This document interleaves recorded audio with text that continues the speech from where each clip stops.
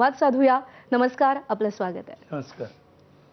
पाटील साहेब, छावानं सगळ्या देशाला नव्यानं छत्रपती संभाजी महाराजांची ओळख करून दिली, पण त्याच्या आधी हा प्रयत्न मुख्यत्वे जो झाला तो तुमच्या संभाजी या कादंबरीनं आणि शिवाजी सावंत यांच्या छावा या कादंबरीनं. त्या फक्त मराठीपुरत्या मर्यादित राहिल्या नाहीत.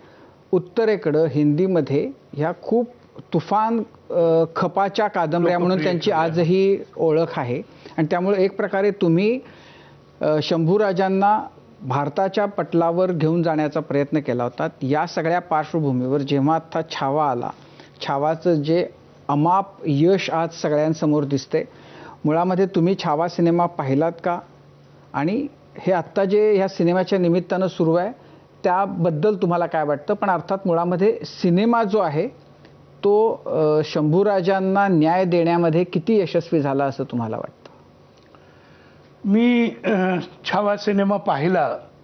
मला दिग्दर्शक उत्तेकर आणि सर्व टीमचं अभिनंदन यासाठी करावंसं वाटतं की महाराष्ट्राच्या आजूबाजूला सीमित राहिलेला हा विषय